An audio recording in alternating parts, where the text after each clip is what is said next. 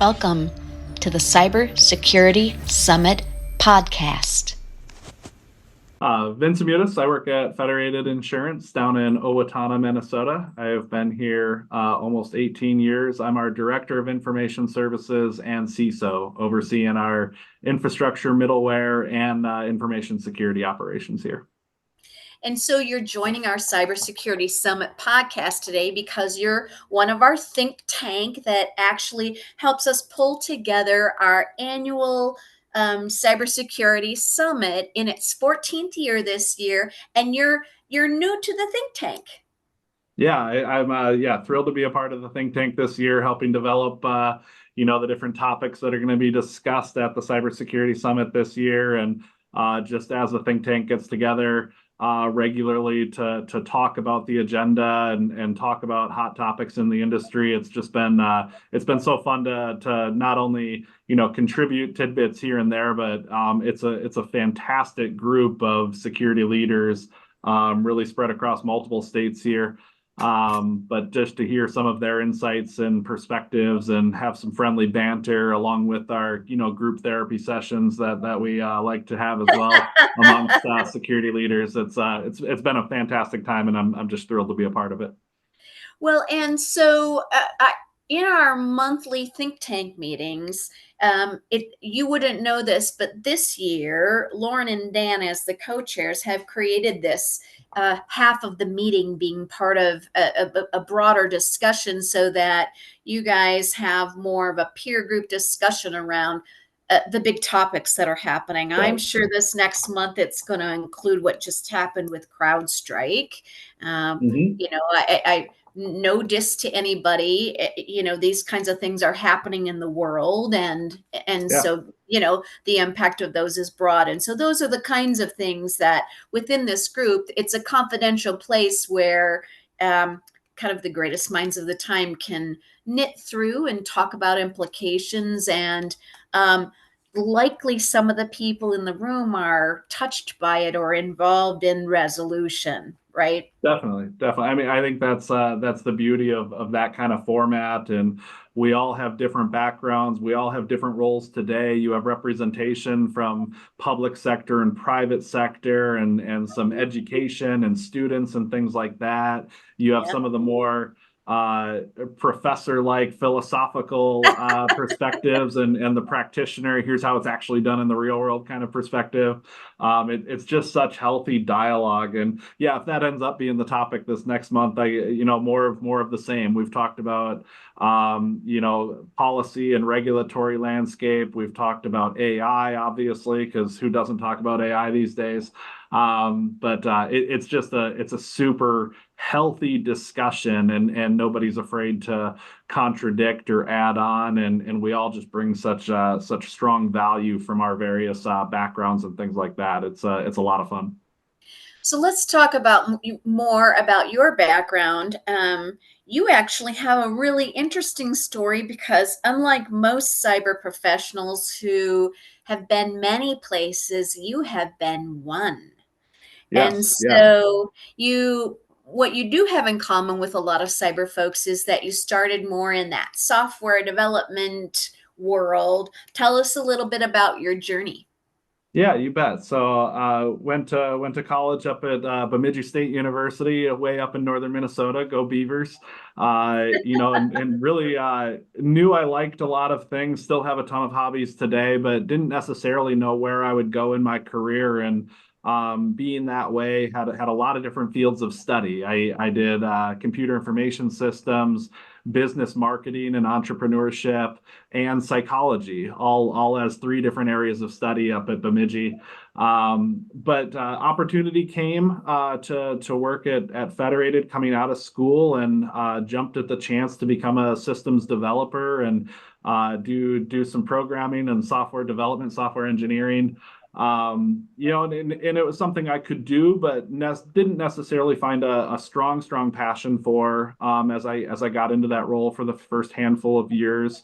But realized on the team I was on in the business area I was supporting, I loved working with my business partners, loved making their dreams come true when it came to IT per se, and really found a passion for project management and analysis and kind of being that leader and coordinator of some big projects and seeing things come to life. And so that was kind of career love number one, was project management, and stepped into a full-time project manager role after a handful of years at Federated, in kind of what was our COE, or our PMO kind of team, if you will, at that time, leading some of the large cross-functional projects across the organization. And as a part of that role, really started at that point taking on some projects that helped build our cybersecurity program, from the ground up, early days. Dating myself here, but that was all the way back in 2013, 2014 timeframe. There's no secrets in the timeline because we all know when these things This came is true. It's all about. on So you LinkedIn can't. anyway, or wherever. But yeah, running a lot of different projects, a lot of functional initiatives was such an eye opener and career builder for me, because I was able to build a lot of relationships across our business areas, different executives, different senior leaders in those areas. Again, making some of their initiatives come to life, and really helping IT, as well as a part of that, just build stronger relationships across the business. When it came to cyber, that was actually a lot of my littler projects, as a PM, was just kind of piece by piece building out the program. But didn't really have the eye-opening moment of having some background or some pedigree to step it full-time into cyber, until an opportunity came in 2018 to start leading one of our 3 security teams at that point. And I was almost kind of voluntold or nudged to apply to that position, knowing I had a background that could help me be well qualified for it. And that's when I found career love number 2. I mean, right away, stepping into security, I was over the risk and compliance area of our InfoSec team to start, and just started soaking it all up. Drinking from the fire hose is the term I always use with the team, of having to learn and be aware of all of the different things, particularly in a regulated industry, to take on, and what made an effective cyber program. And opportunity came sooner than I would have thought to step into a little broader role. My other manager overseeing the other 2 teams, kind of my peer at that time, left Federated. He was a fantastic mentor to me. But we had a lot of discussion of, do we replace him, or was I ready to take on a little broader responsibility leading all 3 teams at that point? And beat me up, Scotty, kind of view of myself and what I was willing to do. Took on leadership of all 3 of those teams, had fantastic leads of each side of the team underneath me that I worked very, very closely with over the next handful of years. But really grew our program from a very effective program, even at that time, to just this more optimized unit, a lot more automation, a lot more strong tool capabilities and coverage across the spectrum of prevention and detection and response and recovery. And then, really just grew the team, grew the capabilities and things like that. And was fortunate enough, when my boss at the time retired a couple of years ago, to step into this broader role then of not just our CISO, but our Director of Information Services, overseeing infrastructure, middleware, and security. So the geek in me absolutely loves that role. Love to help influence our broader strategic direction in IT here at Federated, and that's what I'm doing today. So your new role, you get to do part of what was in your first love role of making people's dreams come true, because typically a CISO isn't making dreams come true. It's doing Definitely. it's making nightmares go away. You're doing a good job at your job if you're in security, if nobody ever talks to you, and you might be thanked at times, but it's better just to be under the radar and not Oh, causing any ripples, for sure. I mean, just a leadership philosophy of mine, even in the security space, is very much an enablement versus being that department of no, or putting up the walls and things like that. And to my predecessors and others' credit, like, we built a strong program on some of those kind of walls and not allowed. That's how we built some of our secure culture. And a lot of our employees had an appreciation for security and why we did what we did. But as we matured in our program, we were able to kind of take a step back and look and say, how can we help the business get done what they want to get done to a degree greater than what we had ever been able to allow in security. And that's really been a huge focus of ours in the last handful, 4 to 6 years. yeah.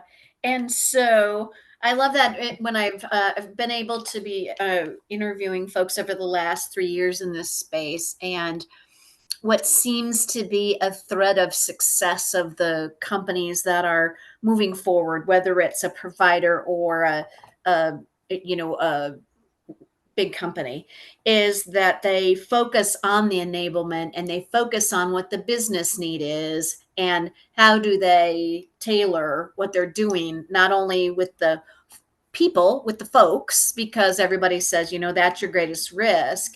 But the people that understand that folks really actually want to help and do it right and take the time to educate and have that just be part of their DNA seem to be rising to the top. And because it's scary to try and ensure, that everything, you white knuckle something that's like, I think the first year someone said we try to like wrap that person in a baggie. If you wrap every person in a baggie, you're good to go. And I'm like, okay, I'm thinking, how does that really work? Even the visual of that's weird, but just the concept of thinking, wow, then you got to bag a bunch of people together and all that kind of thing. And so, you've been in it in this one entity a really long time, and it's a regulated entity. And you actually, one of the areas I think is really important in insurance, banking, healthcare, especially, is you protect and you're responsible for protecting some of our most important private information, right? I mean, Yes, correct. people count on you like a bank. I count Correct. on I count on my banker, my attorney, my insurance, all of that. This is my outcome, right? Yep. This I Yep. need to travel my whole life. And so that's a promise I think we assume that companies are making to us when we go to them and trust them with our money and our information. Um, what are in your mind, how can you tell as a consumer that that company is being serious about their, because some people I think are clearly more advanced and some maybe are not as advanced. Yeah, I think it's hard to tell if you're a consumer. I mean, even when you talk third party risk management, it's even hard to tell at times when the organizations you're partnering with have an effective program and a secure kind of mentality and posture, if you will. It's very difficult. And I think ultimately, at least for us, here we are a risk management company. That's one of our core value. Our primary value is risk management. It's our business to protect yours is our slogan. And I think our information security team and program and really all of our employees feel a level of ownership that helps us create a security aware type of culture around here, that not only is it our business to protect yours, but it's our security team's business to protect our business, protect our clients' data. And we hold high regard to that and do what we need to do to prevent ourselves as much as possible from reputational harm or losing that customer information. I think we have a lot of value behind that.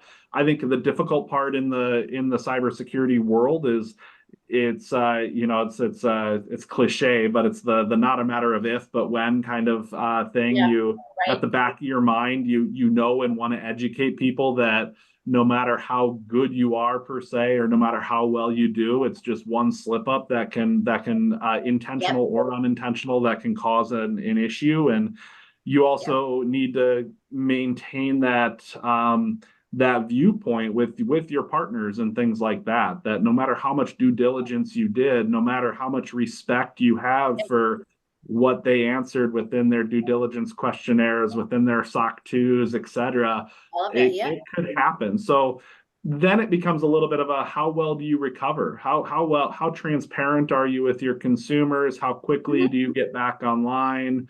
How resilient are you as an organization? That shows a lot in the effectiveness of the program too. If it ever does happen to you, you hope it doesn't, but it can. But if you're a reasonable sized company in America, there are people, if you it just I imagine it like everybody's in a fort, right? And you're in a fort and Sure. you're watching all the walls. And I mean, it's really that vulnerable, I think. Even though you've got everything that you know today, there's people out there that are really smart and have nothing else to do but to figure out and keep, you know, and keep figuring out what's that ammunition that's going to get in and how to do that. And I think I think over the last year I've been seeing more um, I've been seeing more fake kinds of things on my phone, and way Mhm. more phishing, way more it feels like it's really common now. And I actually had my card hacked, and and I'm at a really big entity that I do trust, but Mhm. it doesn't mean that it was the bank. I could have been on, an app where I bought some, you know what I mean? Right. It's that's the tricky part, right? So No. you almost feel like, well, I only want to shop on Amazon because I trust they're doing everything they can. They're probably getting hit all the time, and maybe they, whatever, but I believe they're really trying. You know what I mean? It's kind of Yeah. I think we got to a place. Remember when there was a big retailer, I won't say them out loud, but there was a big retailer that got hit here, and Mhm. they had it took them a while. It was one of the earlier ones. Yeah, I think that situation was eye-opening to many people. To a lot of And people. how that could happen as you understand the nature of that incident that they had, and Yep. that it could start here and cause impact there. I think that was Mhm. eye-opening to just the comprehensiveness and the nature of that world we're trying to protect and defend today. Yeah. You talk about one fort, and the kind of old school mentality in architecture was you had that castle and moat kind of approach, and you were doing Yeah. everything you could to protect that corporate data. But the reality of the situation now, even in organizations that are primarily on premise, or feel they're primarily on premise, they still have a swath of different software as a service applications that they use. There's probably some level of public cloud visibility that they have, and Mhm. even if none of that, you still have third parties that your organization is reliant on, and so you're really trying to protect thousands of these forts now, as you put it, Mhm. Yeah. which is a tall task, and that's what leads to some of the stress in this industry, is that you want to protect all the things, but deep down, you can never protect all the things. Right. And so in then that yin and yang is, okay, I've done everything I can do to protect all the things. And now my backup plans are, when it occurs, here's what we're going to do. Here's the resolution. And to your point of that moment with that retailer being really eye opening in how they resolved it and all that, one of our think tank members actually worked on that um, process, and was really learning as they went, because it was a early big one, right? It was an early, Yeah. um, and at that time, it was like, how did that happen?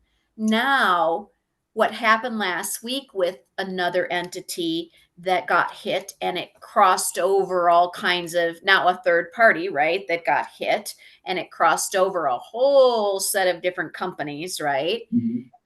And stopped transportation and couldn't get my coffee in the morning and all those things. I mean, that's how it hits people, right? But in that instance, all I was thinking was, I wonder what all things got impacted that are going to alter my day. I wasn't alarmed. It was, I was really surprised at my reaction was that, well, okay, it just now is a normal thing that I I know that's going to occur, yeah. and we weren't even there, I don't think, 24 months ago. I don't think we were at, well, this is probably going to happen every couple months or something like that, right? It's going We've to. had a lot of risk management discussion of the numbness people have to breaches now and having their information exposed. And I think you're right that there are a lot of people that just understand that's the nature of where we're at. And it's likely my credit card or credit cards have been exposed. It's likely my other PII has been exposed in some way, shape, or form or another. And people have become numb to that to a degree. But I think the challenge now is, while you may be numb to some of that, that doesn't mean you don't have to respond and recover appropriately, be transparent with your consumers, treat Yeah. them with the level of respect and respect to their data that you need to have as a practitioner here. Yes.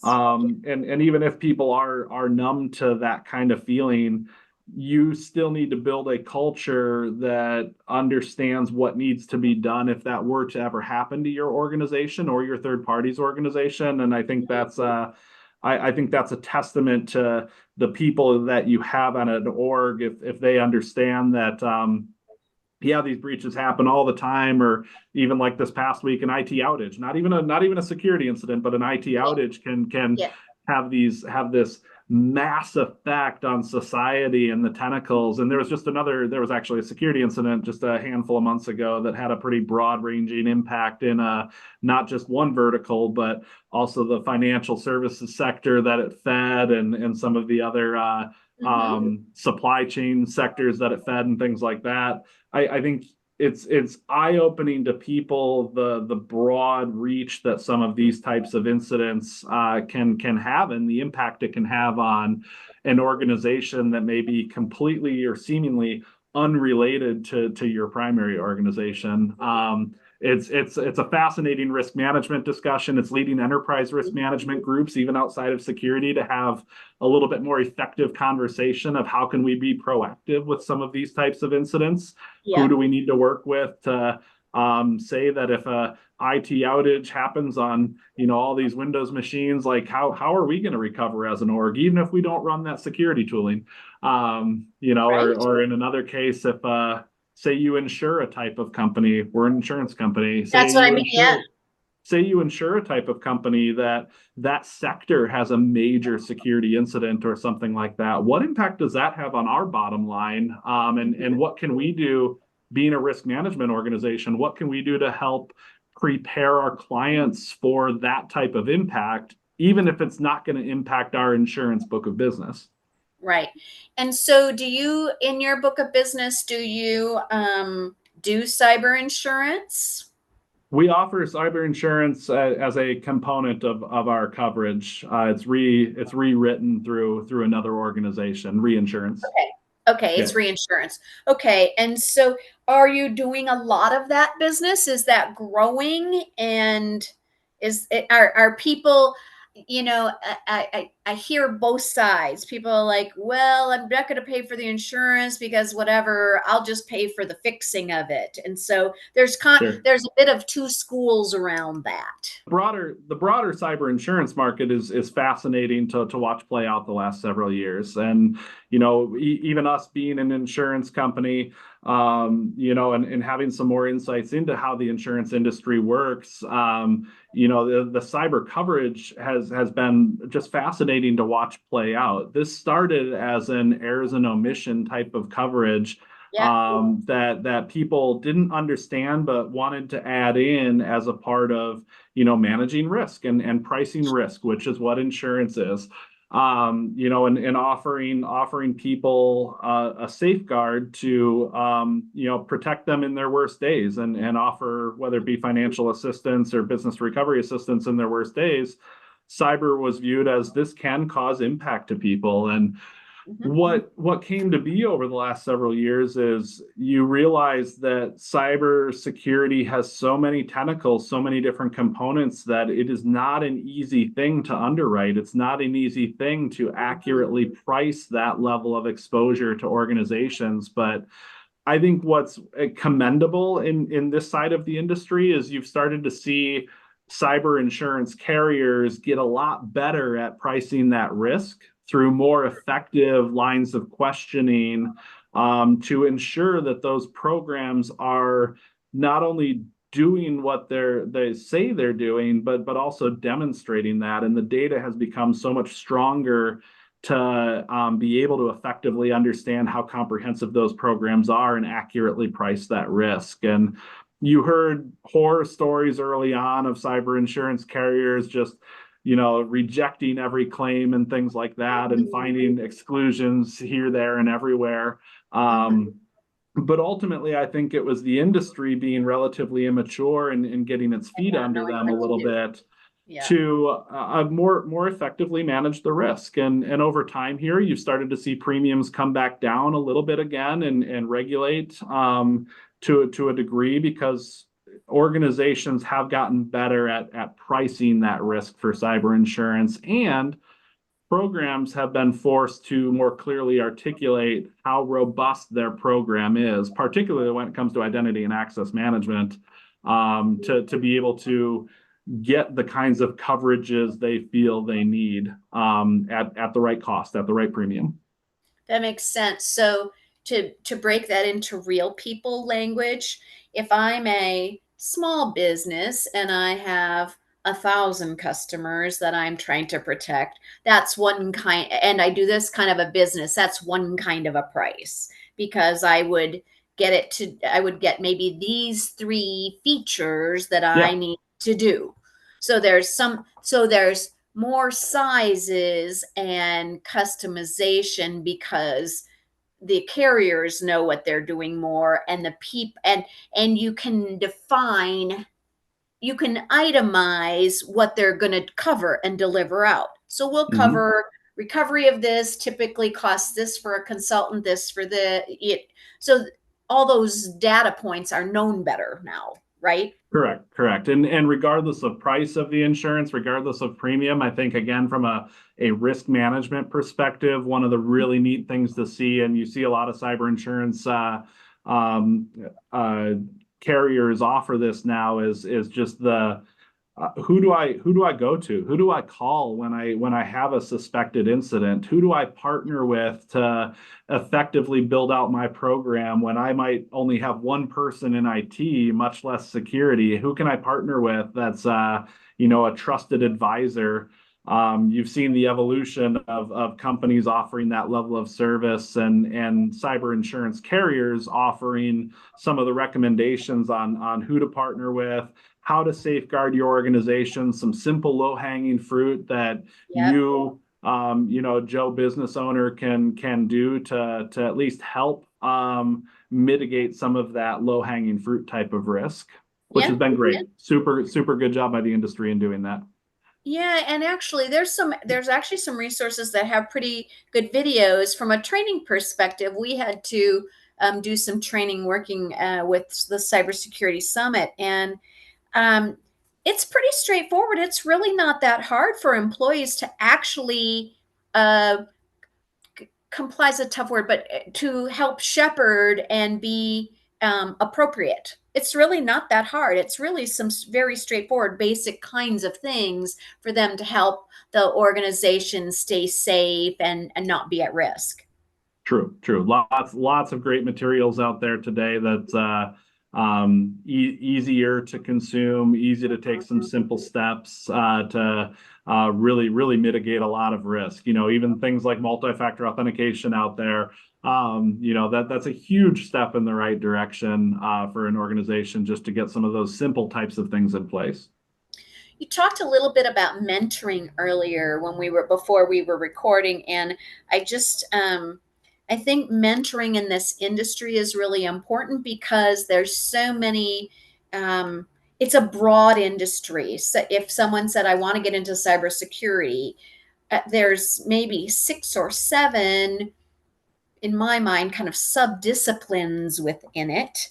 How does someone help sort that and talk about the role of mentorship and, how you see that in the industry? Yeah. I mean, mentorship in so many ways is such a critical component of people's growth, both as a mentee and getting that information from an effective mentor, and then as a mentor, like a growth in your own leadership journey. How do I share these stories? How do I share the lessons I've learned and clearly get across my points to help grow individuals? And really, such a measure of a leader is not just your leadership, but how well are you equipping that next generation of leadership? And so mentorship is something I feel so strongly about in a number of different ways. Just youth mentorship and mentoring my team and other aspiring leaders and things in our department as they get started in their career. But in regards to cybersecurity in particular, you have such a wide array of focuses that you can get into, and I've heard the question a ton of times of, do I focus on one thing, or do I try to be inch deep, mile wide and learn all the things? And there's really not a right answer, in my opinion, to some of that.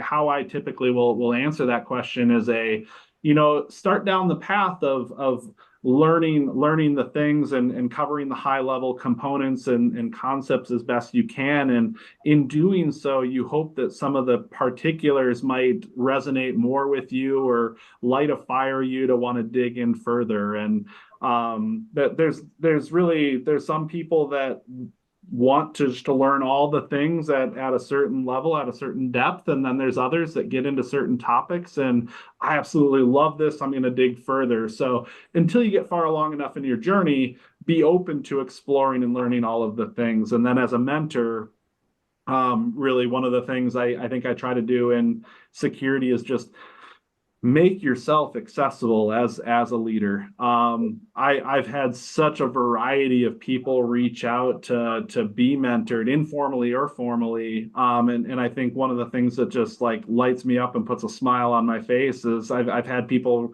reach out on a LinkedIn, had a Purdue cybersecurity student just reach out just for a quick half-hour talk. And in that half-hour talk, I felt like I learned more than I was, teaching him or anything. And it's just been so awesome to watch him get started in his career, and people here at our organization to whether they're just starting an IS as a developer and they just want to pick the brain of one of our leaders. It's so fun just to sit down and have lunch and learn what motivates them, why they chose our organization, where they want to go in their life and things. And then on the cybersecurity side, we've had all sorts of opportunities. We had a high school intern actually that we brought into our team and did some phenomenal work as a high schooler on a security team. We had to teach him other things that I never would have thought we had to teach, but and he's now an employee here at Federated and just has a ton of potential. And then my team to see their growth over the last 6 years, I like to think I've had some part in it. But it's just been so awesome to watch everybody's growth in different ways. And back to that kind of focus and specialization, I have some of my team that is super, widespread, well-rounded kind of knowledge. And then I've got others that love to focus on their particular areas. And just to see them find to love what they do and help teach others, I mean, that's what you want to see as a mentor. Yeah. And so you're in Owatonna, Minnesota, and Owatonna is not a big city. It's a city of about how many folks? I believe we've got about 30,000 people in Owatonna. 30,000 folks. you're kind of outside the metro area. How is it finding talent and all that good stuff? I can see you're growing your own, and then that's a Yeah. good thing, right? It's a fantastic question, and it's counterintuitive and different than a lot up in the cities in different ways. And Yep. Owatonna is a phenomenal community down here. You have that accessibility to Mankato, Rochester, Minneapolis, St. Paul, the bigger communities, but then you have all, really a lot of what you need here in the community as well. We obviously are one of the larger employers, or the largest employer in Owatonna. To find talent in information services has actually been really, really well for us. Our goal as an organization, and I'm a testament to this as well, is to find entry level kind of talent, whether it be fresh out of school or maybe a change in career or something like that, and really turn them into a lifelong career employee. We want to be a career employer and feel we offer the growth potential, the community, and all of the elements you need to do that well. And so finding talent in NIS has not been a large challenge for us in terms of our strategy and the talent we're trying to seek. And it's been awesome over the last several years to have so many new faces into IS and see them bringing different perspectives and helping us grow. Our experienced employees that at 18 years, I'm still a young pup in a lot of rooms, a lot of meetings compared to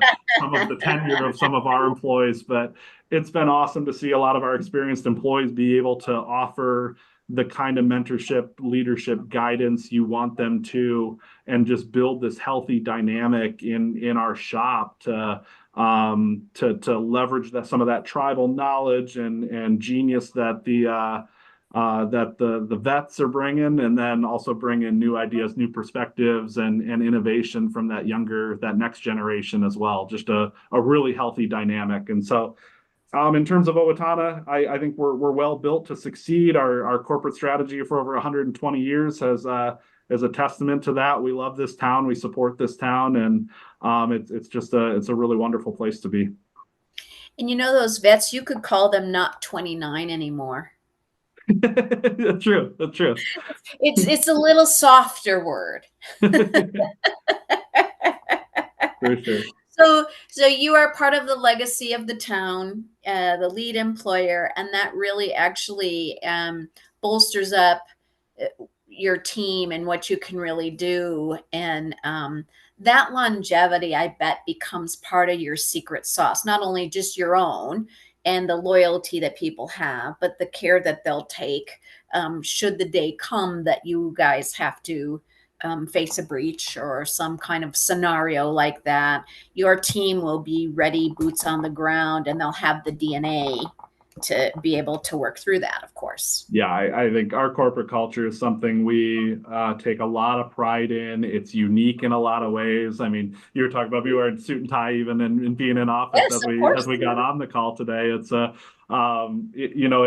our culture is something we are very proud of. We are unique, and it really impacts our corporate strategy. It makes us effective at what we do, and it is something to be proud of. We support this community. We support our employees. It's for the better of our clients, our insureds, as well. And yeah, it's awesome. It's you ask anybody around here what they appreciate about working at Federated, 9 out of 10 are going to say the people I work with, and that's where you want to be. People are what matters, and you want that community feel. Some might say family feel. I think that's something we take a lot of pride in, and I think everybody supports one another, and we work in a very collaborative environment as a result of that. And so to tie that off in cyber, that ensures that your cyber team will be in lockstep, is I in lockstep.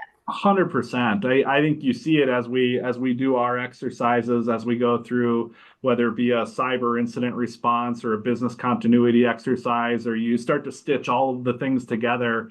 You just see our employee base have this incredible ownership in doing what needs to be done for the better of our people, for the better of our clients. I think in getting to a point in our program's maturity to be able to rehearse some of these. It's not going to go as planned if it ever has to happen, but to even exercise those muscles just ever so slightly, to know that we have plans in place, we need to execute on those plans methodically if and when it ever happens, and to at least have some level of familiarity across our employee base and our partner base, if when that ever happens. I think it puts us in a better position to effectively respond, if we ever come across that situation. But I think to your point, I think a lot of our culture, a lot of our people, a lot of the incredible ownership and everything that our people feel will help us if we're ever having to face that kind of fire. So what are your top 3 tips that you've learned and other people could translate because they can't be in a cool small town right outside the Twin Cities, and which Yeah, helps them, you've got some things that inherently, because of who you are, your organization and all that, really are what are considered by many luxuries today. 100%. Yep. Right, for sure. But I think some of your mindset and some of the things that you have already employed could be translatable for other folks. So if you had 3 things, or you can do more, but if you had a couple things that you could say, these would definitely be translatable for others, what would that be, Vince? Sure.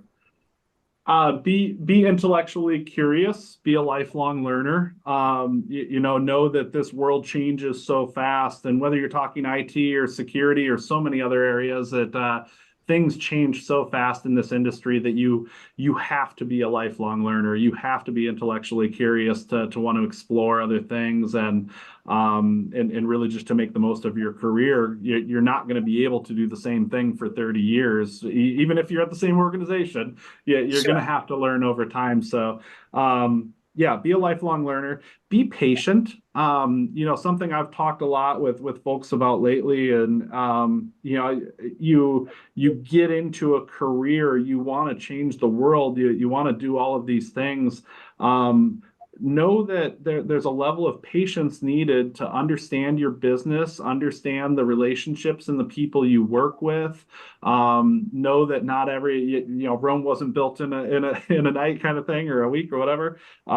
It's know that you need to be patient and methodical in your career to continue to build up, and the things might not always move at the pace you want them to. So be patient and methodical in what you do. Know that you can't learn all of the things in a day, a week, a year. Back to number 1, be a lifelong learner.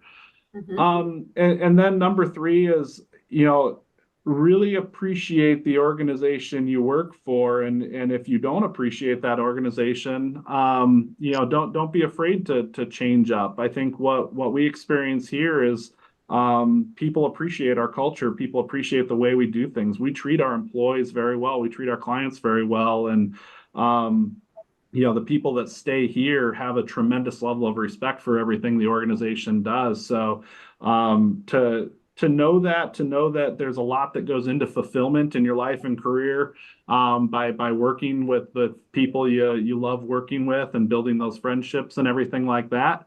If you don't have that kind of feel, that kind of positivity, then you're not gonna get the full fulfillment out of your career, and really seek and aspire to find that in your organization as well. Yeah, because then when you're facing these scary breach moments, or, the kinds of stress levels that uh, apply to these top tier positions, especially in cyber, or even coming up through, if you have a good team and you respect your organization and all that, then you can dig in and work on it, and it's not so scary. You know what I mean? Scary is not the right word, but it, it just functions better, right? It does. It does. It's you just feel so much more closely knit. You have each other's back. You have each other's respect. You communicate more effectively. It's like being on a strong sports team when you can start to read one another. and know what each other's thinking to a degree. Like it operates so much more effectively. Yeah. Is there anything we missed this morning that you think is part of the secret sauce that someone who's either coming up in their career or career transitioning into cyber that might be some secret sauce, or do you feel like we gave them the gems?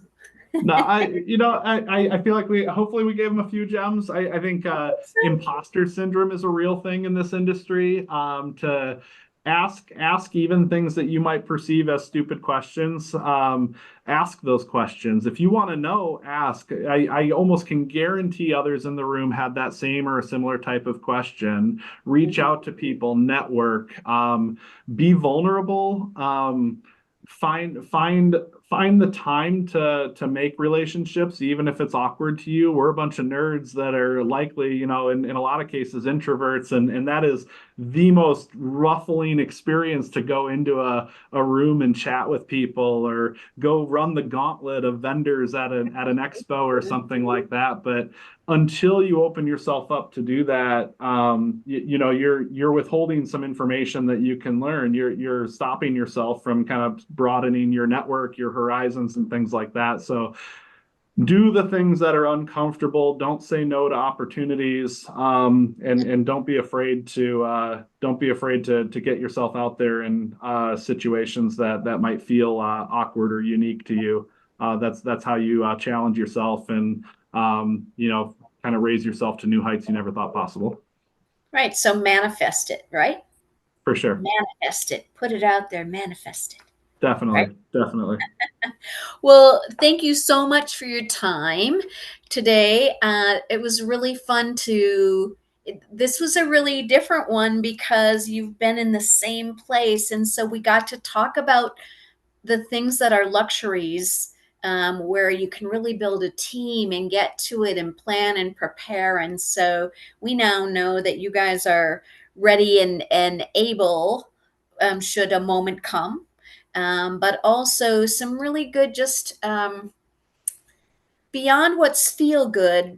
The thing that we all, I think, don't spend enough time doing is just kind of level setting our thinking and going into each day, um, focused on people and relationships and all that. Because I think after COVID, we walked out and some people are in the office, some people aren't, and all that. And just getting back to the basics of those relationships is really the core, I think, of what gets business moving of all types, creates teams, the respect, all those kinds of things. And no matter what part of cyber or other business you're in, that functioning like that and with that level of respect and all of that, seems to help business very well here in the USA, doesn't it? It does, and it's not luxuries if you're treating your people right and well and with the level of respect and things they deserve. It's unfortunate that so many companies don't have a culture that they can be proud of and share openly with others and things like that. And it hurts to think that some of those things are a luxury these days. It really does, but I think if you're a leader, particularly if you're a senior leader at an organization that can influence culture and help build it, if you don't like what you see, fix it. That's your Exactly. job as a leader. That's where it starts. And so it's sad to me that it's considered a luxury, but I understand it is. I completely get that, we have a lot of Yep. great things going for us. Yep. But it's People have to be more brave than they are, I think. I agree. I think people get to a level and they turtle in, or they get protective of feeling all the responsibilities of their life and all that, and that's fully understandable. But I think people misjudge that if you got to that level and people trusted you that much and put you in that chair, that they want you to have a certain level of bravery to shepherd everybody, bring them, like, to provide that umbrella or those resources or those kinds of things. That's part of what you're there to do, I think. I My one person's humble opinion, but I watched my dad do that and provide that kind of a leadership role, even when it's hard, right? Yes. And I believe that if people do that, as much as they can within the culture they're in, they can make some headway. I completely agree. I completely agree. It takes a lot of courage to be that one willing to take that. You need to take yourself out of the doldrums of operational life, and we all feel stressed. We all have a load of work on our plates and things like that, but everybody feels that way. But your job as a leader is to be that shepherd, is to get everybody on the same page as best you can, be inspirational to your people, and ultimately guide the path where you want it to be. Yeah. Well, thank you very much for your time during this podcast, Vince. I was always thinking you want to be Vincent, but now I know you're Vince. Glad we're on a short first name basis. And thanks for joining the think tank this year. It's going to be we have a really exciting All In for Next, some AI and some really new exciting programming we have this fall around public sector, around law enforcement, and so. It's going to be an all new summit this year, new place, new folks, and It's good. let's It's good. go. Yeah, the programming looks awesome. I'm excited for it. Being a part of the think tank is an honor, and I think the group's doing a phenomenal job putting together some programming that people from a variety of different areas and walks of life are going to want to be a part of. Really, that's our goal. And yeah, come here in just a few months. It should be a good few days. Yeah, it's coming quick. For sure, for sure. I appreciate the time, Wendy. Thank you. Thanks. Have a great day. You too. All right. Bye-bye. Okay. Thanks for joining us today at the Cybersecurity Summit podcast. See you next week. We invite you to join our Cyber Pro community on LinkedIn at Cybersecurity Summit.